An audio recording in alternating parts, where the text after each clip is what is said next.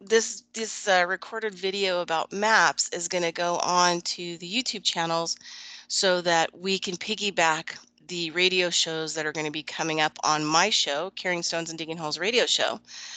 So we can keep referring back to the maps. So when we refer back to the maps, you'll know exactly what that means. Okay, go ahead. You guys are on. I'm going to mute out.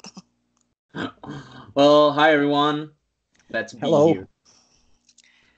So, what are we looking at, Mike? The Vatican Yeah. and the Star Fortress right next to it. You can see from the actual border outline how the Vatican City is a citadel. Yep. And then this is the Star Fort right next to it. We have some evidence that this castle was built in 300 AD. Yep. That means way before gunpowder and way before the premise of fortifications as military defense structures began. So way before that premise was in place, according to official history, this fort was built, according to also semi-official history. Well, it looks to me that the book that we found that reference in is way more an authority on these structures than Wikipedia, of course. I'm not sure if you're able to see the red line. Yeah, that is the larger city. That's the larger city of Rome. Yes. I have old maps showing those that fort in the 15 and 1600s in place, if we're to believe the dating. So those city walls are very are old as well. Have some old maps of Rome. Yep. There should be one or two in there with the large city walls. I have a question while you guys are searching. So I don't know if it was John Levy, but somebody I was watching, and he was showing like, kind of evidence from pictures, like, these kinds of type of maps and photos, but the destruction of like the mud flood or the ash mud or whatever that came into San Francisco, and that he showed that there was like kind of proof that there was like big settlements in California before then the mud flood came and took them out, and that they actually built right back on top of the foundations of the previous. That's very interesting that you would mention that, because today one of my very close research mates called Mike Oz, and you can find him on the Mud Flood and Hidden History Researchers Facebook group. He found this. Listen to this. St. John, New Brunswick. Canada's oldest incorporated city is St. John, New Brunswick. That distinction having been granted by an enthusiastic Governor Thomas Carleton on May 18th, 1785, and unreluctantly approved by the Colonial Office. This city also claims Champlain as its discoverer, June 24, 1604. So you realize it says Champlain was its discoverer, not even founder, which still would be something that's being found. Yeah, it implies the city was there. A city is only discovered if it was already there. This is from an official dark urban history review. Fantastic. See Yeah. how it's all about the language. You have to watch the language that they use. Just like in law. Just like in law. Yeah. Oh, not to get off on a tangent. Mike and I wanted to talk about ring cities today. So this is why we're starting at Rome, because it has a redoubt ring, or a ring structure around the inner city walls with redoubts. And Mike, if you could show some of them. Hard to make out, but still there. You can see here, if you follow the mouse. Yeah, there is a bastion. That's your fortification. Yep. show some of the other ones. And Mike, why do you think that they would use redoubts in a ring structure around an already fortified city? The official narrative is that they were used for inundation, but I don't see how you inundate a city that's built on 7 hills. No, that is I would It agree. sort of defeats that given narrative by, yeah, sure, inundation could have been used, because if you look at a city like Amsterdam, Yeah. which just for remind this shape. Yeah. That two bastion shape. And we go and zoom out. We go to Amsterdam.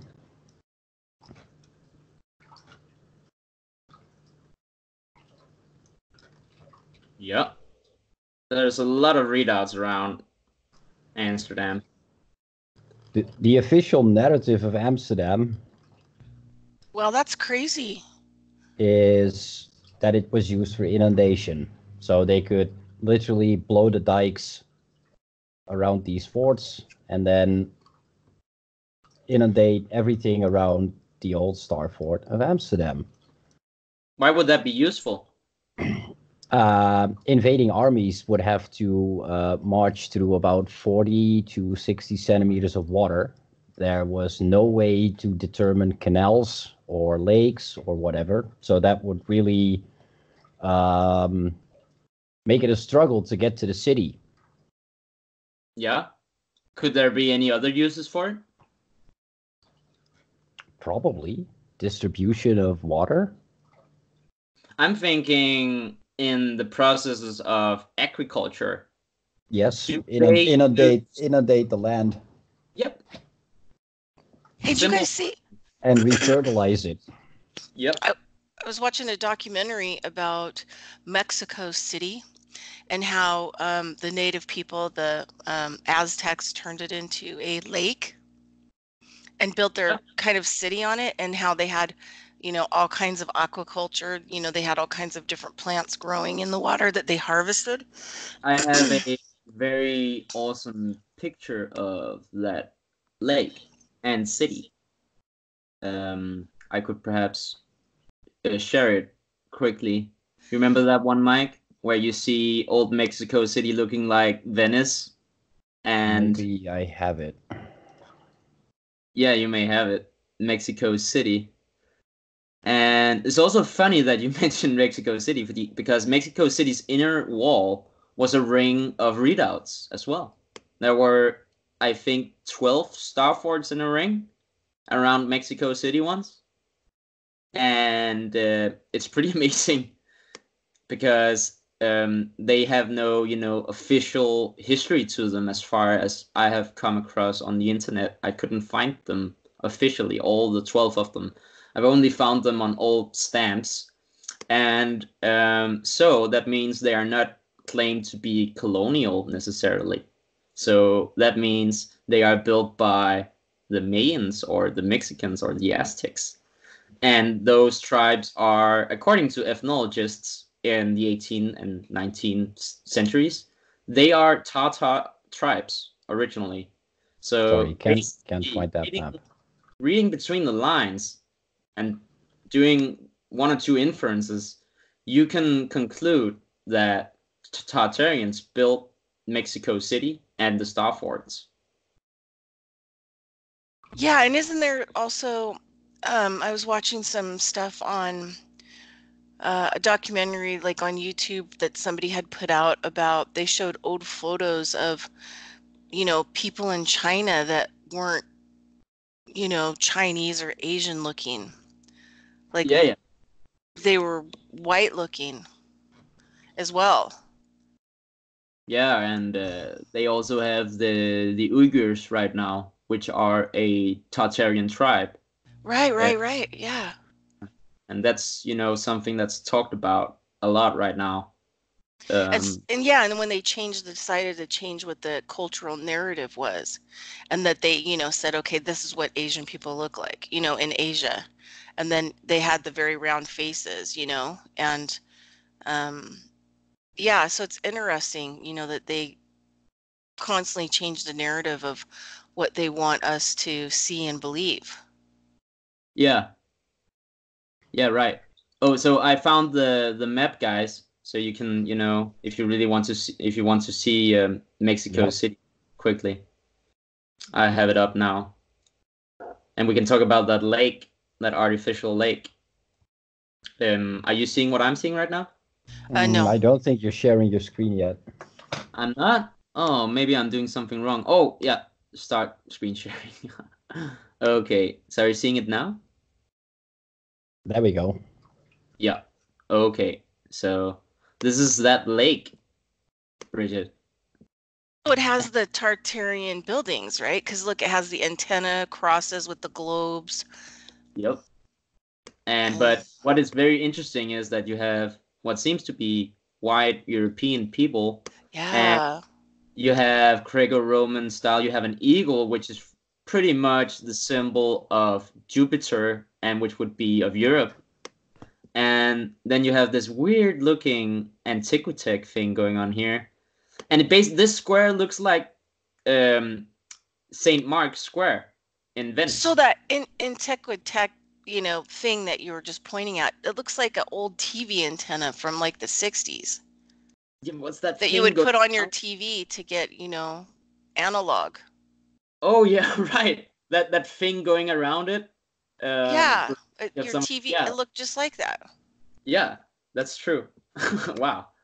Well, what I also like to point out is that this is from. I think this is depicted or publicized in the 1700s, but it's probably from an earlier date. And could you imagine living in one of these? I could. Me, look at how beautiful it looks like it would be so clean. Look at Yeah. how nice it is. Yeah. No, the thing is and you know, people want to poo-poo these kinds of drawings. And it's like, but the people were they were drawing it as a picture. So they saw it and drew it. You know, it's the same Or thing with even the native better. people when they do pictures on rocks. What the thing is that they saw it and they drew it to record it. Yeah. And it That's makes the it historical fact. that's Occam's razor, because to assume that they are trying to deceive or recording something else is having too many assumptions. So I would also, yeah, it's the most logical thing to deduce that they drew what they saw, or at least represented somehow what they saw in a drawing or visual thing. Yeah, so basically, yes, I'm Do agreeing with you you. okay, so just a question. Do you guys think that they actually had running water in these buildings? Yeah, yeah, definitely. Just Yeah, for I think we can safely assume that every city was built on an aquifer. well, I can read from an article verbatim about Old Tartaria. Just a second. It will be within 10 seconds, this one. And they say that in the cities of Katai or Tartaria, there once were sewers perfectly and prodigiously contrived. So they are alluding to the Tartarians being the originators of plumbing. And the other official man who is afforded um, that credential is, what's the Moorish man's name that built Washington City? Benjamin Banneker. That is the guy who is afforded that title in the official history, you know, the father of plumbing. And he was a Moorish man living in America, and he was probably a Tatar. Okay, so this is just real quick, and then I'll let you guys map. Because I Yeah. always have these questions, right? That, you know, go unanswered. No. Um, okay, so you always see that wealthy people, right, in the United States or people that are probably from Tartarian bloodline or whatever. So whenever these mud floods would come through, take out most of the cities or whatever, and they were unlivable, it seems like when they were re-inhabited, it's almost like these family lines came back to the area and then made a declaration on some of the buildings that were still standing Yeah. and then refurbished them. because Yeah. there's no real record of these people buying some of these Tartarian architectural buildings, right? They all of a sudden just kind of own them, and then their name is on them. They're owned. You know what I mean? Well, This, what it seems to me what is happening is that there is an incorporation date for the city or for the structural building, and then there are renovation dates, and they just mix those dates around, and then they rename them as construction date or building date.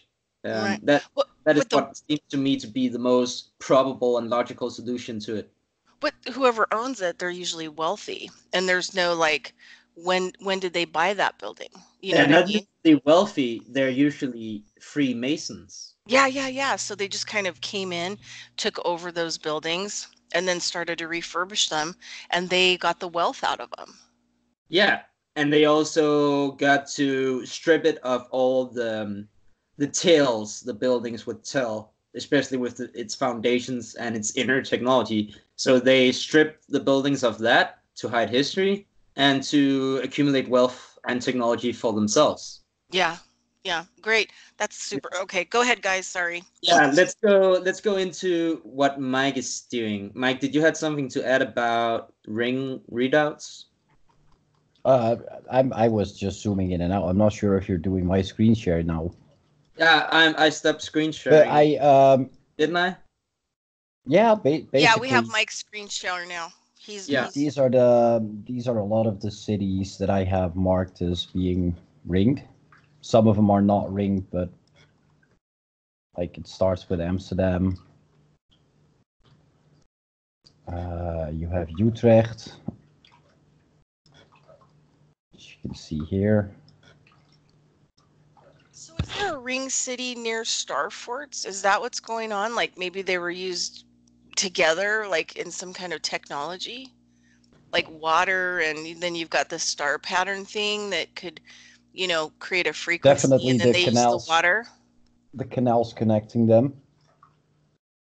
Every star fort has something to do with water. We've only found very few forts that don't seem to, or we would have to go inside them to confirm the hydroelectric or the hydro thing going on with them. But at what Mike says is true. If even if you find them on peaks of mountains, our assumption is that they are built on a spring, like a natural fountain of water. You would need that. That is the most logical thing to do. I would do that. But yeah, Mike, do you think Water that? is the source of life, right? Without water, there's no life. So it seems so very logical that you start building your city on top of an aquifer. What's Yeah, usually in the city center is a big cathedral, yeah, according to. or close to the center. And what you'll find in those cathedrals are, for instance, on its ceiling inside, you will find these knobs or protrusions coming from the roof. Those are ventilation shafts, and they're specifically for gas lighting. They can use the bad air and recycle it and burn it to get heat off of it. So they recycle the burnt gas from the gas lamps into heat and actually also electricity, according to some. So very interesting system, and that ties in with Philip Drushinin's gas mining Yes. thesis, let's say. Yeah, because it also seems that they were mining gas underneath them, so you would have water support and gas support from them. So like an HVAC system, like a central infrastructure that supplies water, heat, and gas, and also perhaps communication. Because what I also find is that these structures are connected with commerce. It's documented in the history of civil engineering from the 1700s that um, they were commerce structures built for communication. And communication means a lot of things. Commerce can also mean a lot of things broadly. Mediumship is commerce and communication, and basically a lot of metaphysics is about communication or interaction between things. So this whole concept of communication can tie into a lot of things, but I'm thinking that they could communicate by signaling either with radio or telegraphy from these forts. I found a lot of these star forts are called signal forts, and the lines connecting them are called sometimes communication lines. And inside the star forts are some things called communication galleries. And it's really hard for us to find out what they were used for and why they call them communication galleries or communication lines. So it's basically hard for us to find out why they have done that, and we're theorizing over it, and we sure need help. There's a lot to go. Yeah. Well, didn't you? Oh, so two things. I'm watching these star fort maps that, Michael's putting up. And it's kind of interesting, like, when he's way up and then he kind of goes down. But even before you get to these forts or rings, you can see patterns really high up Yes. of Yeah, how they're definitely. designed from way up, how the city's designed. And you know what some of these star forts remind me of is, Emoto, the Japanese researcher guy who would Yes. talk to water, and then the water would have those crystalline structures. Mm-hmm. And then some of these patterns look to me like those cymatic sound patterns, like when you bounce a frequency onto a Are you thing aware and of they put this salt on it and then it creates a design. That's how some of these patterns look too. the Global Vision channel? Yeah, no, I love that guy.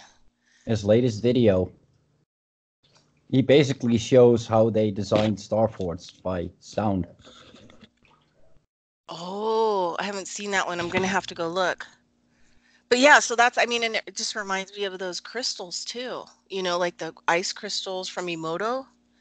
Yep. Because he would play some of them that were really amazing, like those Starfort ones were symphonies, by like Mozart and Beethoven and things like that. That those crystals would form that way in ice. Maybe I should listen to Do more I have Mozart and those? Beethoven. It might be Yeah, helpful for my health.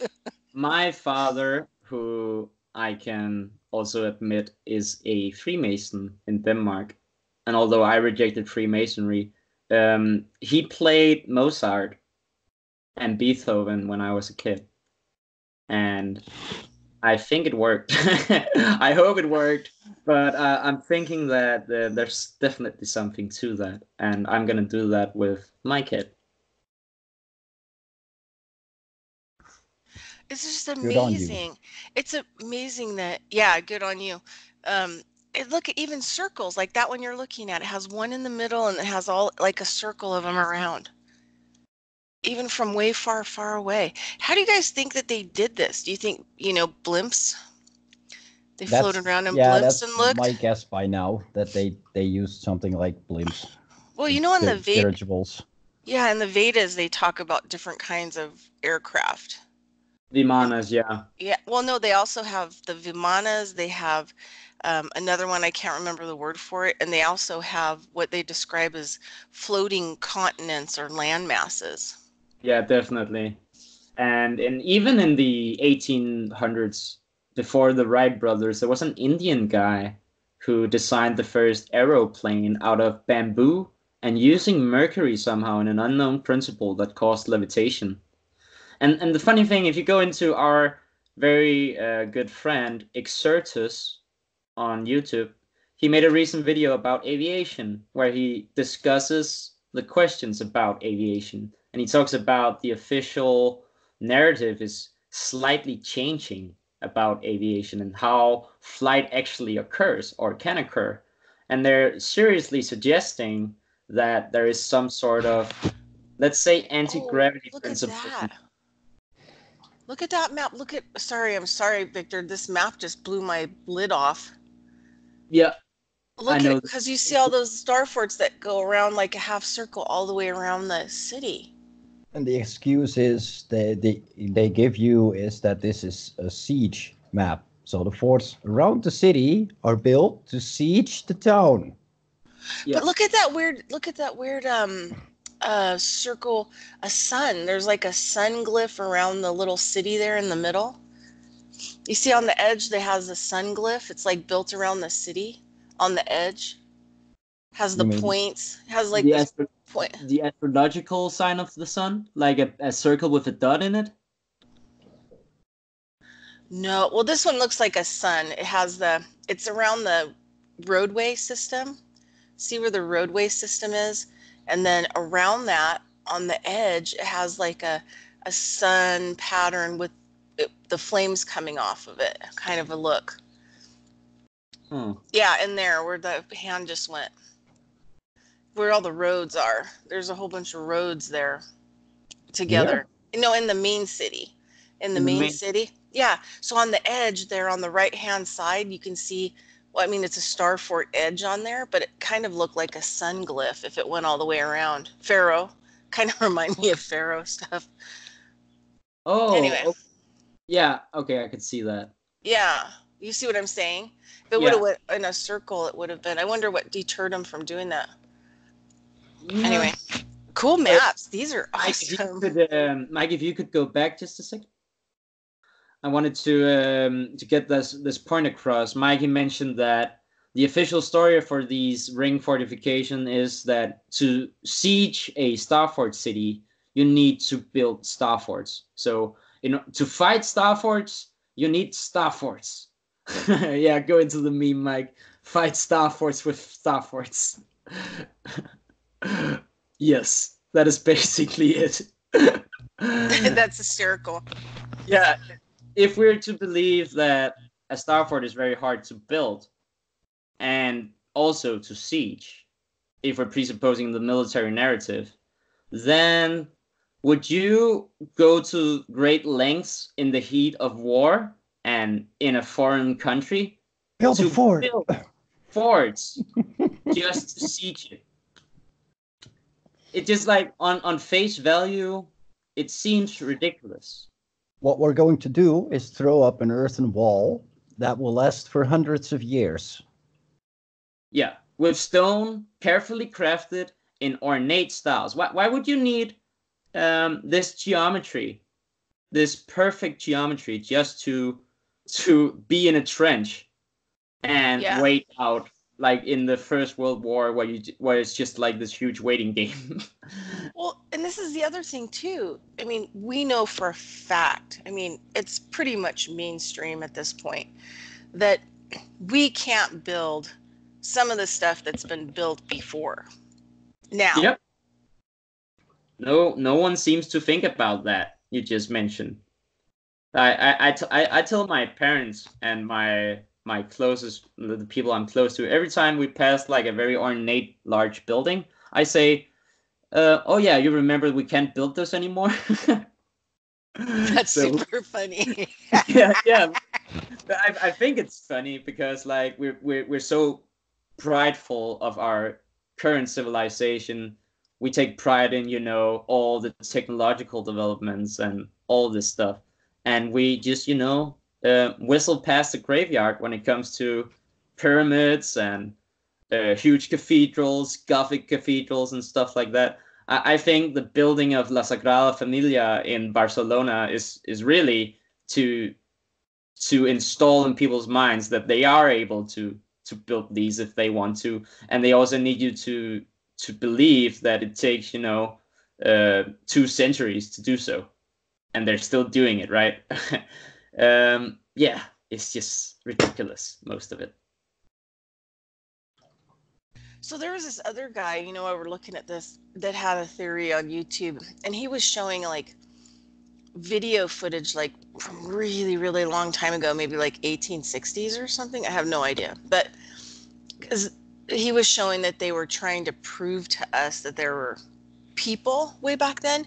He said, but a lot of this footage that you find, it's just a few people at like a fourth of, or like a big gathering, but there's never really that many people dressed up. It's almost like the elite or whoever moved back into those areas like were starting the process of hiding, you know what I mean, concealing information and making us think that there were lots of people Yep. in some of these areas, and there weren't very few actually. Yeah, and there's a distinct lack of children in those old. Yeah, that's what he said. And you're Yeah. like, "Oh my God." So, yeah, so these are people that, either survived the mud flood or relocated after because they knew, or left for a period and then came back to the area, survived Mm, it somehow, and then carry on because there are no children. yep.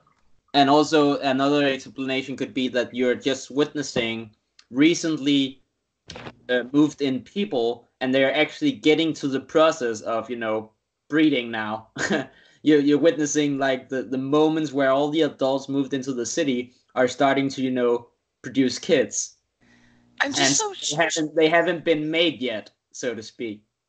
yeah, it's just a trip what we don't know, and we take it fast face value. It's like it's almost Some like mind also, control. The images that they show us yeah. like get stuck in our brain, and it causes our belief system. So it's even an unverbalized belief system, That with was I needed another explanation. Sorry to hijack that, but another possible explanation for the lack of kids could be that the kids, when they are filming, are working inside the factories, all of them, so they're not out. uh Yeah, or maybe they're being indoctrinated underground or something. They're definitely not in the pictures or the photos. There's a lack of them. So where are they? Are they simply not been made yet, or are they somewhere else where they're not filming, or is there something else going on? so I have a question. So every map, especially these newer ones, these Google Map Earth ones, and you have these little star forts mapped out, and then there's this like circle, and then there's one in the middle. Do you think that the outside edge ones, they could produce enough energy that then they could transfer it or kind of connect it to the middle one, and then the energy could reach, broad, you could have electricity over a broad area? This is most likely the case, yes. Hmm. Yeah, and they also, if you watch Global Vision, he will show you how they use these stacking principles, where they stack the layers of perfectly laid out geometry, and that is a amplification of the wave. So they have these waveguide systems Oh, built that in. that church right there has a big old story that they like to sell you.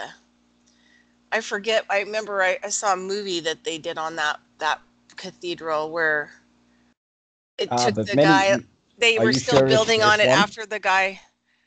Well, the story was the guy was in this town. They decided to build it. I forget what the main story was. And then he decided to design it into a cross. But then he was building on it his whole life. And then after he died, they were still building onto it. Yeah, that goes into what I just mentioned about La Sagrada Familia, and how they have to, impress upon your minds that it takes a lifetime to build and plan, and that our civilization did do this. It looks like a machine. It looks Yeah. like, doesn't that building look like a machine?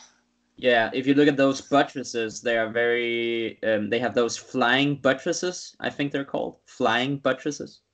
But yeah, this is La Sagrada Familia. They're still constructing it, and Gaudi, when he died, supposedly it was only not even a quarter made. Not even 25% completed, and they have been constructing it ever That's a since. power plant. That thing looks like a power plant. Doesn't it Yeah. look? That's what it looks like. It looks like a power plant. Like if you look at it from a little bit above and you don't look at the detail, it looks like something that they would build to put like in a computer or attach other wires to, like at Yeah. a power plant. It looks like even like a nuclear power plant, some like with those cones. Yeah, Looks like, serious.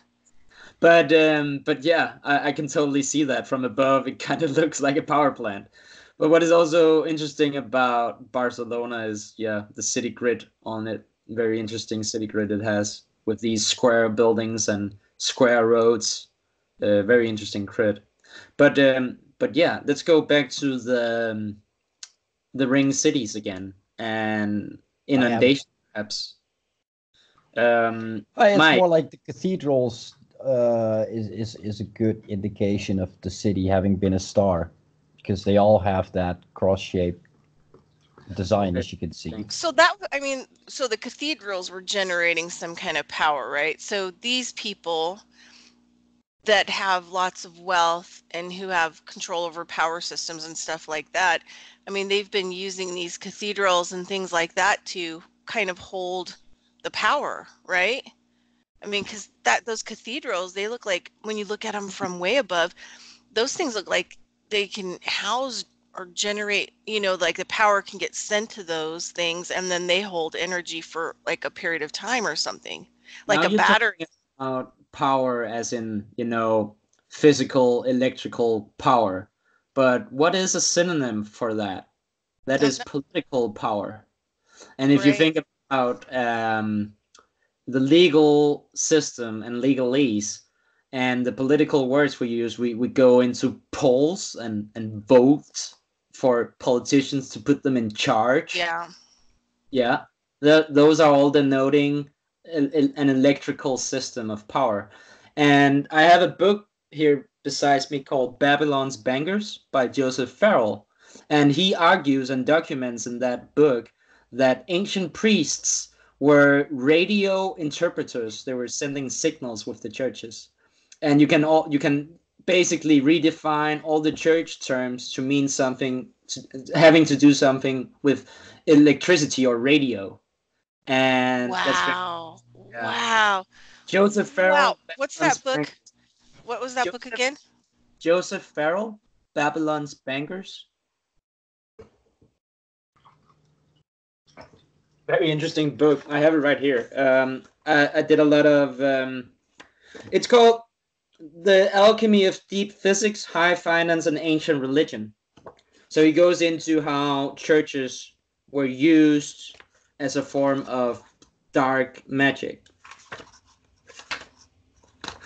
And he goes into what he calls architectural warfare, wherein basically every hidden reason for a war will have to do with ancient architecture and destroying those structures or remodeling them or hiding them. Something to do with ancient architecture seems to be, according to Joseph Farrell, the biggest reasons for war.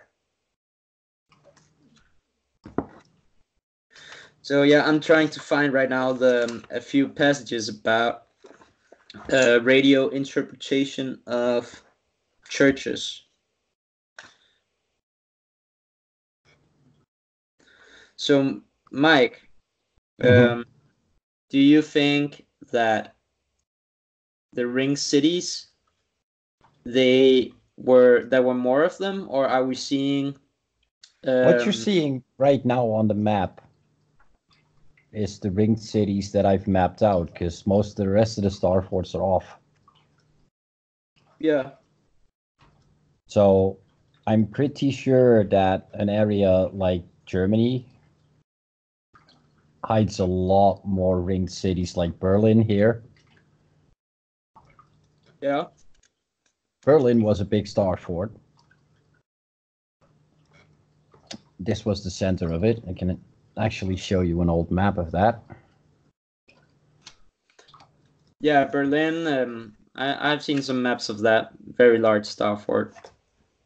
And there's a lot of talk about the Tiergarten or the zoological garden in Berlin.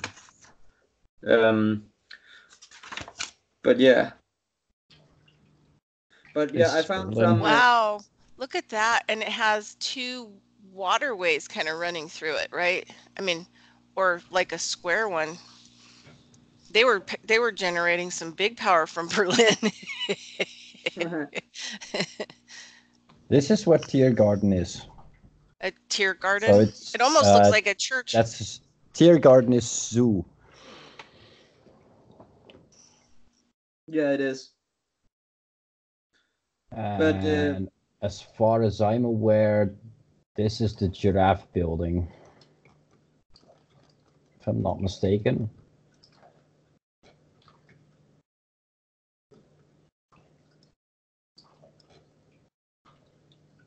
But yeah, I could just finish my point about Joseph Farrell's radio churches.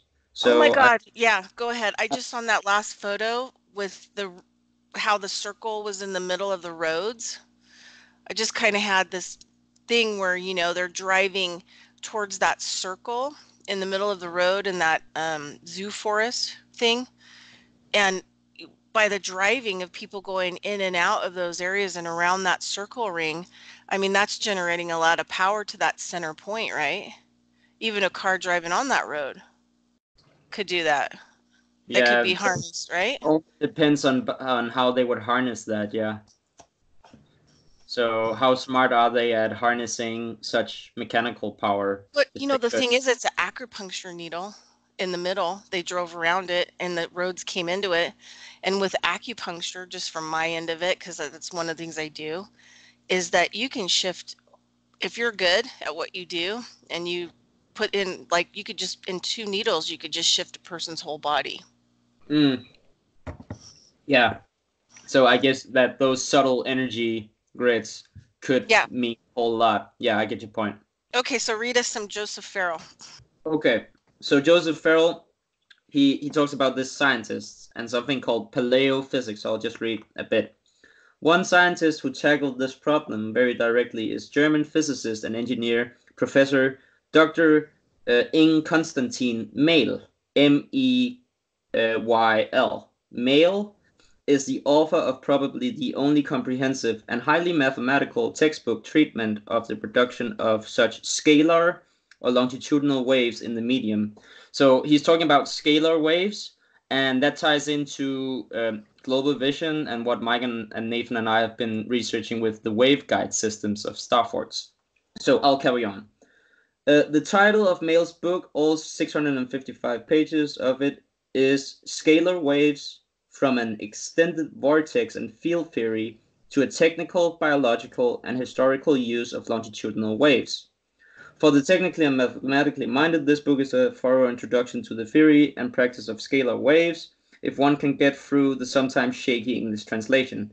So, Mail is a scientist who very deliberately and consciously set out to reconstruct an underlying physics basis, what I have called paleophysics in my various books on ancient history and texts, from ancient myths, texts, and temples, um, and his program, as outlined in the final pages of his book, is a total one. For example, he produces the following table as a summary of his particular way of decoding the ancient temples and mysteries. So I'll go through some of his definition. An ancient temple equals a short wave station.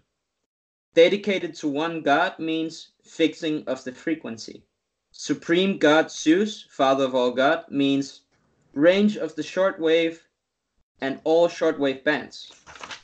Priests, or representative of God, equals amateur radio operator with license to transmit. High priest equals chief intendant. Pontifex Maximus, topmost bridge builder, means chairman of the authority and the telegraph offices. So think about law, Bridgette. So the Oh Pontifex my God, Maximus, that's a mind-blowing book. I'm gonna have to get that book. yeah, I'm an oracle is a telegraphy receiver. Runes cuneiform writing equals telegraphy symbols. A meter or hexameter equals increase of redundancy. So these are all radio terms. I'm hoping I'm not, this is not going over too many people's heads.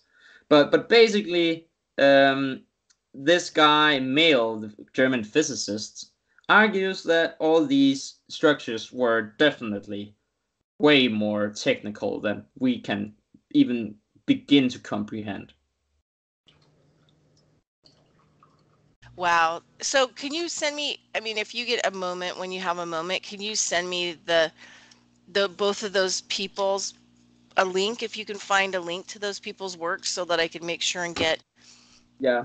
Well, Mail and I can Joseph show out Farrell. that Joseph Farrell is a Joseph with a Joseph, and Farrell is with a F and double R and double L. So Farrell, Okay. Joseph P. Farrell, and yeah, he the book's title is called Babylon's Bankers. But I'll get you a link as well. Yeah, thanks so much. I just talk about some mind-blowing work. Woo, Yeah. woo, woo, woo. Right now, Okay, we're so also seeing Mike's mind-blowing work. Mm-hmm. Yeah. I'm So just Mike, going in. I'm zooming in and I'm zooming out and I'm showing the people what's what.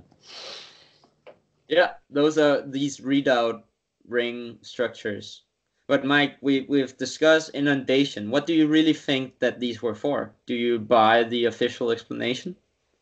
Well, if they were used for inundation, which is well possible, right? In some cases, I mean, Poland, Germany, the Netherlands, all fairly low-lying areas. I wouldn't be surprised if they could inundate the lands, especially if you have a river to serve you. But So would that be used for war purposes? Nah. doubtful, but Sorry, it's that's all I have to say about the war purposes of Star Forts by now. Nah. yeah. that's But funny. to say the least, right? It would make more sense that all the star forts were used as defense structures with inundation techniques rather than imagining that you build all these pointy points to trap soldiers in concentrated areas around the fort to, shoot them down. That is just the utmost. It's just ridiculous. Hey, I sound like a broken record, but when you see all the old pictures of wars in and around Star Forts, that never happens. The invading armies, they just run over forts from because most of the forts are with 45-degree angles slope, so they can actually run. They can scale them pretty easily. So they just do that, and they breach them pretty quickly. And if they can't, they just surround the fort and wait for them to starve. It's really useless as a defense structure because It's it's very easy to dumb. single out. Yeah, and you can scale it pretty easily. It would be much more useful to have an old castle with like water around it and with a very high wall with no angle and no slopes to it. That is the most useful structure for that, and not like a 45-degree angle low-lying star fort that could be easily breached by more than 100 men and would be hard to defend. yeah, no, I remember when I was a kid, in the US, we have Sesame Street, and there Yeah. was always this, or was it? Yeah, it could have been, yeah, Sesame Street. And I remember from when I was a little kid, there was this little song on Sesame Street, and I use it a lot. I say it a lot on radio and stuff. And it basically was saying something like, which one of these things doesn't go together? Which one of these things doesn't belong? And I always remember that because it kind of set me up to think about what doesn't go together. You know what I mean? What's going on here? Um, and a lot of people never even caught that in their thinking. You know what I mean? To be able to think that way, like, pick out things that don't go together or see a bigger picture or see like a larger pattern. I think people are sometimes are so fixated on their one point in their life that if they just expanded a little bit, that they would see things that would, change their whole concept, of what is really going on here. Mm, yeah, I'll agree. So this is kind of an interesting thing. I'm just going to throw it out there because, I work in alternative medicine and I have worked in medicine and just coming from kind of that kind of a standpoint to this kind of stuff. Um, so one of the things I come from some lineages of, like shamanic people and old kind of healing bloodlines. And so I've been practicing and I study shamanism and different types of shamanism, like across the globe, but more of like the really deep, deep stuff, right? And there is the old, a lot of it, like they say that it comes from 10,000 years ago in South America. And it comes from two specific lineages. One is the Yaqui and one is the Toltec, even though the Toltec one's kind of been washed out, but the Yaqui one. Yeah. So Well, I one of the keep reading that the Toltecs were the most ancient of those tribes, and they were basically killed off by the Aztecs. yeah, well, because of, but anyway, so when we go back to like really ancient types of shamanism work in South America, they call it sorcery, right? And if you go to the Bible and what they tell the mainstream, the worst possible thing on earth is sorcery, because that's what they declare to the main public in the Bible. The one thing about these shamans or sorcerers of South America was that they had a lot of their concepts, or the concepts that have been shared to me by my teachers, right? They Yeah. talk about how you learn, these practices go back like 10,000 years. A lot of them are movements that actually keep your power and your energy in your field and your body. So the whole outline basically of this type of shamanism that I've been studying for years is that I generate my own power by using the environment around me and myself. That's how I keep my field. You can live